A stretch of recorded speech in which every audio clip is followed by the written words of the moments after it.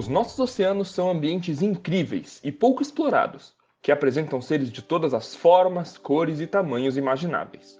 Algumas das criaturas mais fantásticas que habitam os oceanos são as raias, ou arraias, que são parentes dos tubarões, mas apresentam o corpo mais achatado, cauda alongada, boca voltada para a parte de baixo do corpo e outras características que os diferenciam.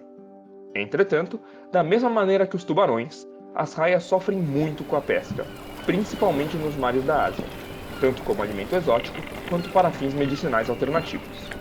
A espécie da qual vamos falar hoje nada mais é do que a maior raia do mundo, podendo chegar a 7 metros de envergadura, maior do que 2 minivans e pesar mais de 1 tonelada. A jamanta, ou Mobula birostris, ocorre em mares tropicais e subtropicais de todo o mundo, ocorrendo inclusive no litoral brasileiro. Essa espécie é associada também aos recifes de corais, nos quais encontra muitos dos alimentos que filtra para se nutrir, principalmente o plâncton. A jamanta está atualmente classificada na IUCN como uma espécie vulnerável, assim como no Brasil, principalmente por conta da sobrepesca. Um agravante para essa raia é que seu número de filhotes é pequeno e sua maturidade sexual demora para chegar, o que dificulta a reposição de indivíduos na população.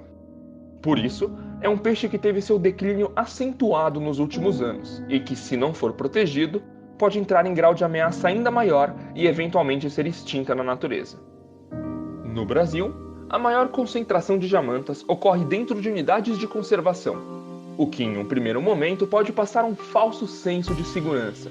No entanto, é importante lembrar que essa espécie faz grandes migrações pelos oceanos tropicais do mundo todo.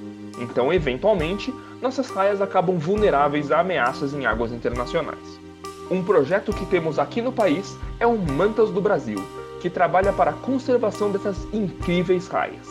Com medidas assim no mundo todo, poderemos manter as populações viáveis e monitorar os indivíduos para evitar problemas futuros com essa espécie.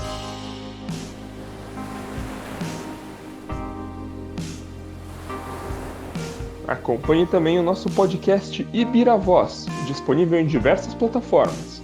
E não perca nenhuma atualização nos seguindo nas redes sociais, Facebook e Instagram.